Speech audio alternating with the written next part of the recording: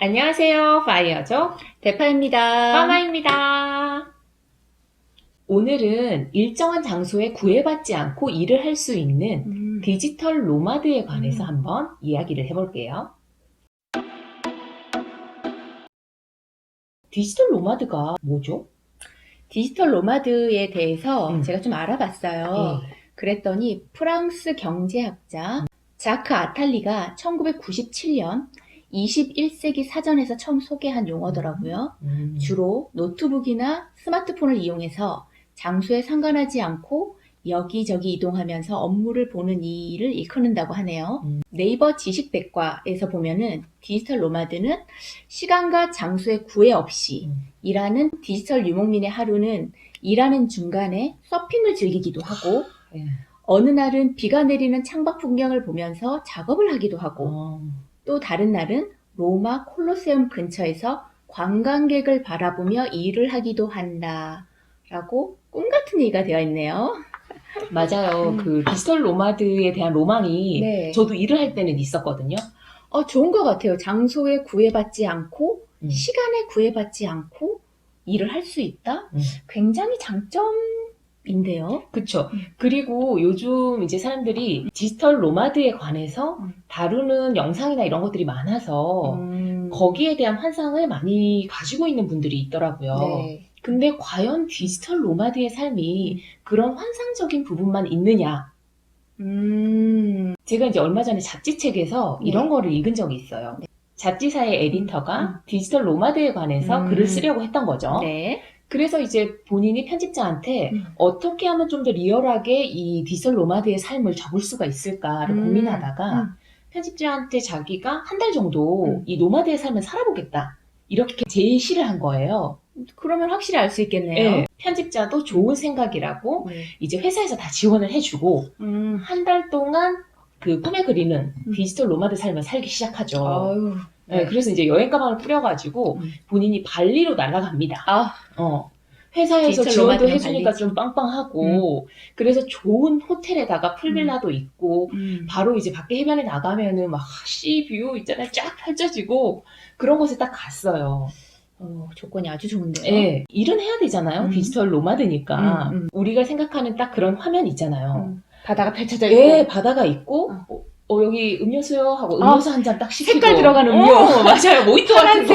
파란색, 그린색 이런 거. 그런 거 하나 딱 시켜놓고 이제 노트북을 쫙 펼쳐놓고 일을 해요. 그치. 아, 멋있는데요. 근데 이제 이 사람이 하는 얘기가 처음에는 좋았대요. 근데 이게 일이잖아요. 그렇죠. 일을 하러 간 거죠. 네, 그래서 그 좋은 풍경을 보면서 원래 영화 같은 데서는 그렇잖아요. 안에 수영복 입고 딱 가가지고 일 좀 하다가 바로 풀장으로 막 들어가가지고 수영 막 하다가 물을 이렇게 탁 닦고 맞아. 탁 흘리면서 또 와가지고 노트북에서 글치고 이러잖아요. 그치. 근데 현실은 그게 아니더라. 현실은. 왜냐면 해변에서 있기 때문에 일단 더운 거예요, 너무. 아, 그렇네요. 아무리 그늘이라고 해도 너무 덥고 에어컨이 없으니까 너무 덥고 그리고 바람이 부니까 모래가 노트북에 막 들어가고. 아, 그건 안 되죠. 네, 뭐 바닷가에서 수영하고 나왔으면 그 소금기 있는데 샤워장에 가서 씻고 나와가지고 다시 이걸 치려고 그러면 노트북 도둑 맞을까봐 걱정되고. 아, 도난의 우려도 좀 있네요. 그쵸, 해외는 도난의 우려가 크죠. 생각했던 그림이랑 좀 다른데요. 네, 그런 것들을 많이 적어놨더라고요. 그리고 또 하나는 이제 마감 시간이 있을 거 아니에요? 어떤 일이든 마감 시간이 있는데. 디지털 노마드의 장점이 곧 단점이 될 수 있는 게 디지털 노마드는 장소의 구애도 없지만 시간의 구애도 별로 없는 거예요. 그렇죠. 자기가 일하고 싶을 때 밤이 좋으면 밤에 그냥 하면 되고. 그렇죠. 그치만 내가 내 시간을 관리할 수 있어야 되잖아요. 그렇죠. 어떤 일이든 마감이라는 건 있기 때문에 마감 때가 돼서 일을 하려고 나와서 노트북을 켜고 일을 하고 있는데 앞에 봤더니 다른 사람들은 일을 하러 온 게 아니라 휴가를 즐기러 온 거죠. 아, 거기서도 비교 들어가나요? 네, 그래서 딴 사람들은 막 수영하고 이렇게 하고 있는데 마감해야 되니까 스트레스 받고. 나만 일해. 또 인터넷은 꺼져 또. 딴 사람들 노는데 나만 일하고 인터넷 네, 꺼져. 인터넷 환경도 안 좋고. 이래서 내가 꿈꾸던 삶은 이게 아닌데. 현실은 예, 좀 다르다. 현실은 좀 다르더라. 실제로 해봤더니 그런 얘기를 적었더라고요. 그래서 내가 그걸 보면서 굉장히 공감을 했었거든요. 제가 오늘 이야기의 주제가 디지털 노마드라서 네. 책을 좀 찾아봤어요. 그랬더니 디지털 노마드라고 하는 도유진 님이 쓰신 책이 있더라고요. 어.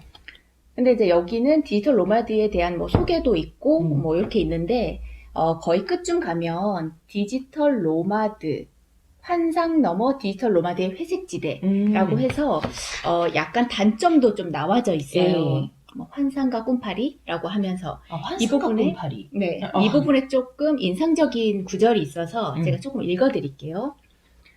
디지털 노마드로 사는 법을 알려주겠다는 배경도 경력도 알 수 없는 사람들, 각종 캠프와 워크숍, 온라인 강의와 라이프 코칭 서비스 등은 온라인에서 디지털 노마드를 검색했을 때 가장 쉽게 볼 수 있는 콘텐츠들이다. 다큐멘터리를 제작할 때만 해도 이분이 다큐멘터리를 제작하려고 했던 거야. 하면서 책을 쓴 거거든요. 할 때만 해도 이런 건 모두 서구권에서 볼 수 있는 콘텐츠였다. 그런데 최근 국내에서도 디지털 노마드가 되어 쉽고 빠르게 돈을 버는 방법을 가르쳐 주겠다는 내용의 광고들이 온라인에 등장하기 시작했다. 직장을 그만두고 나만의 비즈니스로 디지털 노마드가 되는 법이라든가 사무실에서 탈출해서 내가 꿈꾸는 삶 찾기 등 광고 문구도 각양각색이다. 자아를 찾고 열정을 쫓으라 말하는 이런 꿈파리들은 온라인에서 특정한 기술 없이도 시도할 수 있는 각종 정보 상품들, 다단계 마케팅, 많은 위험 부담이 따르는 자영업, 사기성 온라인 마케팅과 어뷰징 등을 마구잡이로 권유하며 당장이라도 큰 돈을 벌어 꿈같은 디지털 노마드의 삶을 살 수 있다는 말도 안 되는 광고로 사람들을 현혹한다라고 너무 딱 적혀 있네요. 그러니까 이 말이 그런 것 같아요. 우리가 보통 디지털 노마드를 저도 좀 찾아봤어요. 어떤 사람들이 어떻게 디지털 노마드를 얘기를 하는지. 근데 제가 이제 이 책을 보면서 충격을 먹었던 거는 네. 그들이 했던 얘기와는 너무 다른 거예요. 아, 원래 좀 약간 아름답고 자유롭고 이렇게 얘기했던? 뭐 아름답고 자유로운 부분도 있기는 한데 그들이 제시했던 그 일의 종류 있죠. 보통은 우리가 현재 디지털 노마드라고 치면은 네. 그 사람들이 주장을 하는 직업군이 네. 인터넷에서 할 수 있는 굉장히 뭐랄까 하위의 일들이에요. 아, 그렇죠. 아무래도 움직이려면 아까 얘기한 것처럼 휴대폰과 노트북으로 시간 장소 없이 일을 해야 되니까 네. 그러다 보니까 인터넷 관련된 일을 하게 그쵸. 되는 거네요. 그러니까 예를 들어 볼게요. 네. 우리가 인터넷 관련된 일로 돈을 벌어야 된다. 이게 내 주업이에요. 네. 그러면 만약 유튜브다. 아니면 블로그다. 이걸로 돈을 벌려고 한다면은 첫 번째는 조회수를 끌어야 되니까 여기서 얘기했던 어뷰징 뭐 이런 행동을 해야 돼요. 어그로를 끌어야 그렇죠. 되는 거죠. 그래야 조회수가 나오니까요. 그리고 매번 일을 해야 되고 내가 좀 쉬고 싶어도 여행 가서도 그 일을 하지 않으면은 내 생계가 해결되지 않기 때문에 계속 일을 해야 되는. 일도 아닌 것이 휴가도 아닌 것이 애매한 상태가 될 수 있겠네요. 그렇죠. 그리고 또 이제 디지털 노마드라고 얘기를 하지만 정말 그 노마드가 필요한, 노마드가 유목민이라는 뜻이잖아요. 네. 유목민처럼 정말 돌아다니면서도 그렇게 환상적인 그런 곳을 즐기면서 일을 하는 사람을 본 적은 거의 없죠. 아, 그래서 여기에 이제 그 뒤로 계속 보면 2015년 하버드 대학교에서 디자인 행동과학을 강의하는 베스 엘트린저 교수는 디지털 노마드의 커리어와 재정 계획에 관한 글로벌 조사를 그래서 시행을 했어요. 그는 조사 대상자들의 월 소득에 따라서 이 디지털 노마드를 네. 상중하 계층으로 나누어서 이들의 재정 상태와 커리어 관리 현황을 분석을 했는데 중하위 계층의 60% 가까이가 약 6만 달러, 네. 즉 우리나라 돈으로 7천만 원에 달하는 채무를 지고 있었던 거예요. 아, 빚을 진다고 연봉이 아니라? 네, 아. 채무를 지고 있음을 발견했고 이제 60% 정도가 그리고 최하위 계층에서 가장 쉽게 관찰되는 직업은 온라인 세일즈와 온라인 마케팅, 라이프 코칭 그리고 블로깅이었다. 그러니까 이거 얘기네요. 네, 맞아요. 이 조사 결과만 봐도 이러한 꿈파리들의 현실은 그들이 판매하는 허황된 정보의 상품 이미지와는 판이하게 다르다는 것을 확인할 수 있다. 이런 조사를 했었네요. 그러니까 맞아요. 이게 디지털 노마드라고 하면은 그 말 자체가 좀 환상적일 수 있잖아요. 그렇죠. 시간과 공간의 제약 없이 어디서나 내가 원하는 시간에 내가 원하는 장소에서 일을 할 수 있고 돈도 벌 수 있다. 보통 많은 사람들이 회사에, 직장에 어떤 딱 갇혀져 있는 곳에서 생활을 하기 때문에 이런 말을 들으면 네. 굉장히 자유롭고 부러움이 느껴지죠. 그쵸. 네, 그거를 그러면 이용했다고 볼 수 있겠네요. 저는 그렇게 생각을 해요. 실제로 그래서 이 저자도 하는 네. 얘기가 보통, 그러니까 이분은 정말 디지털 노마드 삶을 살고 있잖아요. 네. 근데 회사와 계약을 해서 일을 하거든요. 그러니까 그 회사가 보험도 다 들어주는 거죠. 그러니까 근데- 완전히 뭐 프리랜서 같이 이렇게 하는 건 아니고. 네, 근데 우리나라는 프리랜서의 개념도 아직은 그리고 디지털 노마드의 개념도 그런 사람들에게 4대 보험까지 해주면서 일을 시키는 회사가 많지 않은 걸로 알고 있거든요. 맞아요. 그래서 디지털 노마드는 말 그대로 디지털을 가지고 유목민처럼 이동하면서 일을 하는 사람이에요. 그렇죠. 그렇죠? 예, 시간과 어떤 장소에 구애 없이 일하는 사람이라고 봐야겠네요. 예. 거기에 뭐 좋은 풍경과 음. 이런 거를 더 씌워서 음. 내가 일을 하고 싶을 때 할 수 있고 음. 내가 하기 싫으면은 언제든지 안 하고 놀 수 있는 이런 삶은 디지털 노마드가 아니라 경제적 자유를 얻은 사람이 그런 삶을 살 수 있겠죠. 그건 파이낸셜 프리덤이네요. 네. 그래서 저는 디지털 노마드를 보는 그 관점이 네.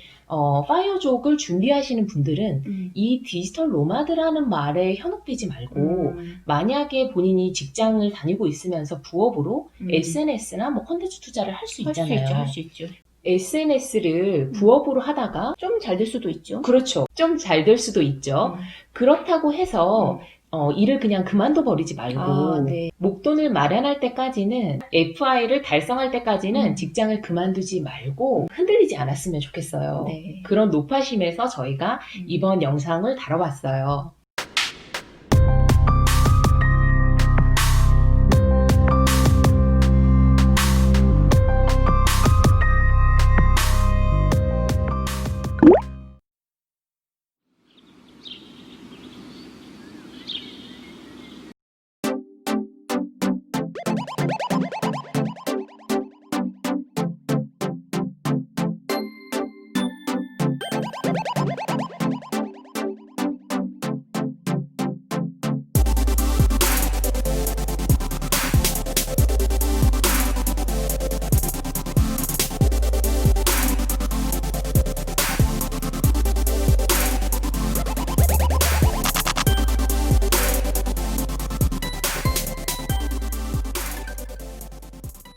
근데 또 여기서 이런 궁금증이 하나 생기잖아요. 어떤 궁금증이요? 저희가 파이어족이 되고 나서 아니면은 되기 전에 우리는 파이어족이 되고 나서 3년 정도 있다가 놀다가 콘텐츠 투자를 하기 시작했죠. 그랬죠. 네. 근데 우리가 권하기로는 네. 파이어족을 준비하시는 분들도 같이 SNS를 시작하고 음. 콘텐츠 투자를 하면 좋을 것 같습니다. 라고 네. 얘기 제시를 했잖아요. 맞아요. 근데 여기서 궁금증을 가지는 분이 있을 거예요. 그러면 파이어족이 된 대파마는 왜 콘텐츠 투자를 하고 있나? 이것이 곧 디지털 노마드가 아닌가? 왜냐면 우리가 직장을 다니는 것도 아니고 지금 우리는 뭐 여기서 이걸 찍고 있지만 딴 데 가서 찍어도 상관은 없는 거니까요. 그렇죠. 이거에 관해서 다음 영상에서 다뤄드리겠습니다. 이건 다르거든요. 오늘 내용이 도움이 되셨다면 좋아요 꾹, 구독 꾹 눌러주세요. 저희는 다음 시간에 디지털 노마드와 파이어족의 다른 점 영상으로 찾아올게요. 다음 시간에 또 봐요. 안녕!